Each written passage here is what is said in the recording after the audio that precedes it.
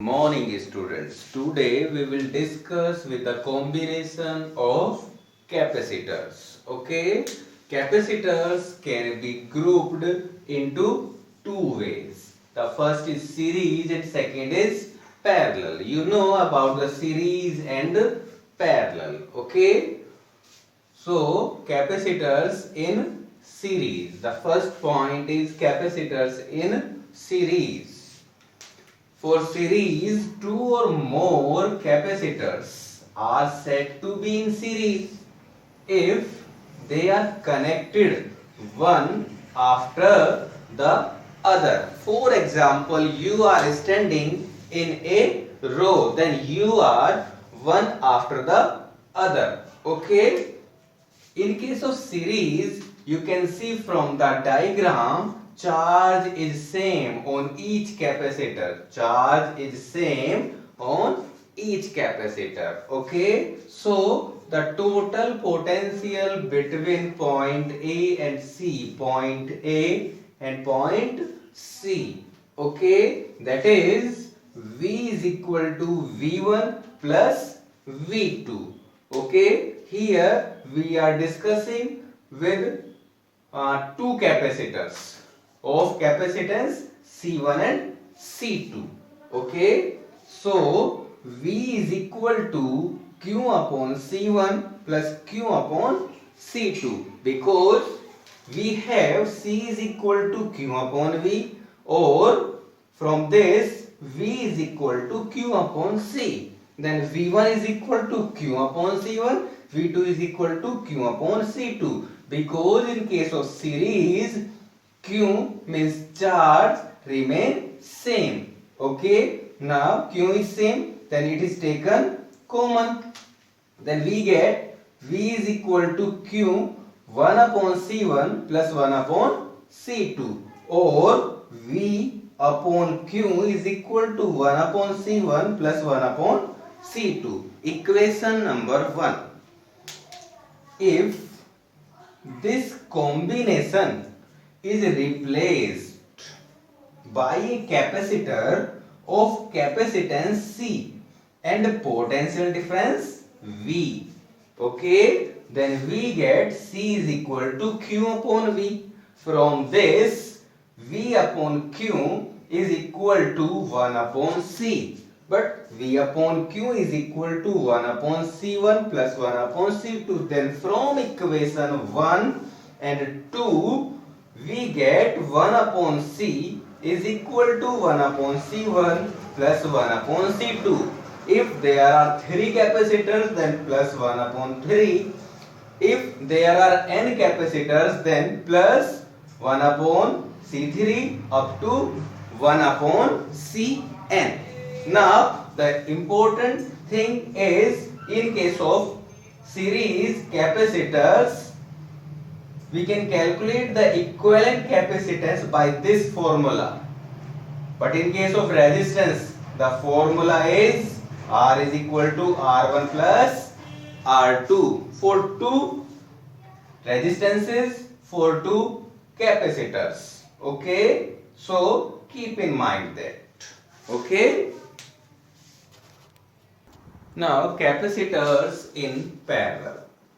In parallel, two or more capacitors are said to be in parallel. Okay. If first plate of all capacitors are connected to one common point. One common point is B1. Okay. And second plate are connected to another common point. Second plate is connected to point B2. Okay. Then, in case of parallel, potential difference is same. You can see from the diagram, both the capacitors are connected to a potential difference V. Okay, the potential difference between B1 and B2 is V, and capacitor C1 and C2 are connected between B1 and B2. Okay, so the total charge Q is equal to Q1 plus Q2 because the charge on capacitor C1 is Q1 and on C2 is Q2. So the total charge Q is equal to Q1 plus Q2. Okay. Then we get Q is equal to C1V plus C2V because C is equal to Q upon V, or from this formula Q is equal to CV. Then we get Q is equal to C1V plus C2V. But V is same, so it is taken common. Then we get Q is equal to V C1 plus C2. Okay, or Q upon V is equal to C1 plus C2. Equation number 1. If this combination is replaced by a capacitor of capacitance C and a potential difference V, then we get the formula C is equal to Q upon V. As we know that this is equation number 2. From equation 1 and 2, we get C is equal to C1 plus C2. This derivation is for 2 capacitances. Okay, but for 3 capacitors plus C3 for n capacitors up to Cn. Okay, one thing is, in case of resistors, 1 upon R is equal to 1 upon R1 plus 1 upon R2 in case of parallel. So keep in mind. Okay. Now, one important topic and last topic of this chapter is energy stored in parallel plate capacitors. Okay.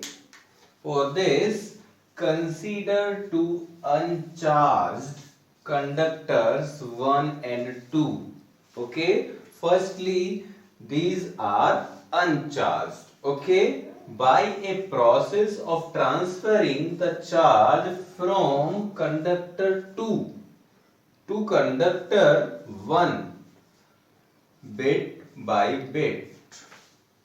Okay, from conductor 2 to conductor 1, so that at the end conductor 1 get charge plus Q and conductor 2 has charge minus Q. Okay.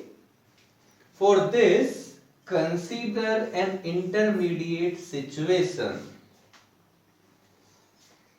when conductor 1 have charge plus Q dash and conductor 2 have charge minus Q dash.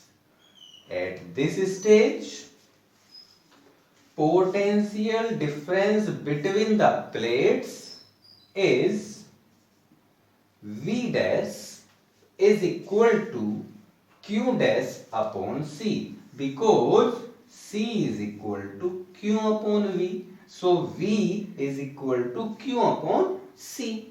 Now, let a small charge dq dash is transferred from conductor 2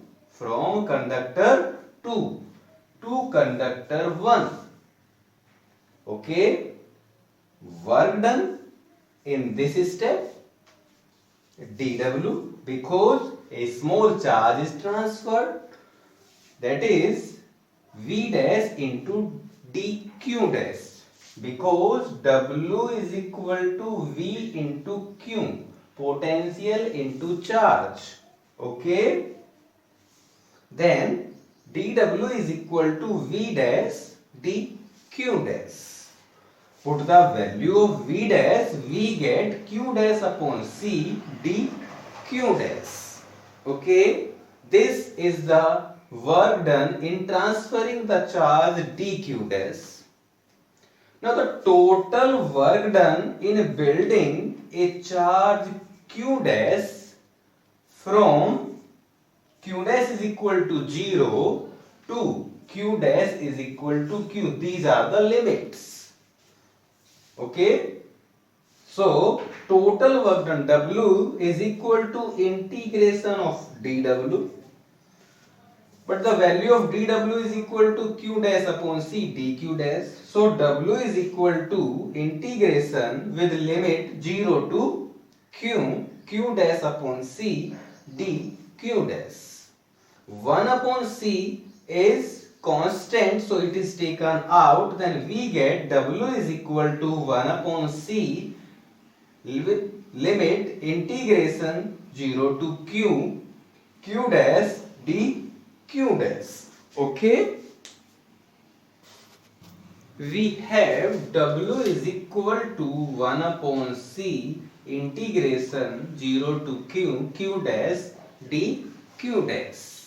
Okay, so by integration we get W is equal to 1 upon c q dash square upon 2, because x to the power n dx is equal to x to the power n plus 1 upon n plus 1. Okay, with limit 0 to q. Then we get W is equal to 1 upon 2c q dash square with limit 0 to q. So put the limits, then upper limit q square minus lower limit 0 square. Because this is 0, so we can leave this term. So we get W is equal to q square upon 2c. Okay, this work is stored in the form of potential energy of capacitor, that is U equal to q square upon 2c. This is the one formula of energy stored in parallel plate capacitor.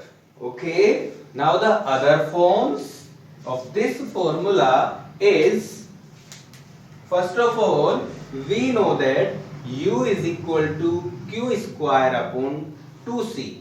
Since q is equal to cv, then put the value of q, we get U is equal to cv whole square upon 2c. Then we get c square v square upon 2c. By cancelling one power, we get U is equal to 1 upon 2 c v square. This is another form. Once again, c is equal to q upon v. Then put the value of c, we get U is equal to 1 upon 2 q upon v into v square. By cancelling one power, we get U is equal to 1 upon 2 q v. So these are the three forms. These are the three forms of energy stored in parallel plate capacitor. Okay.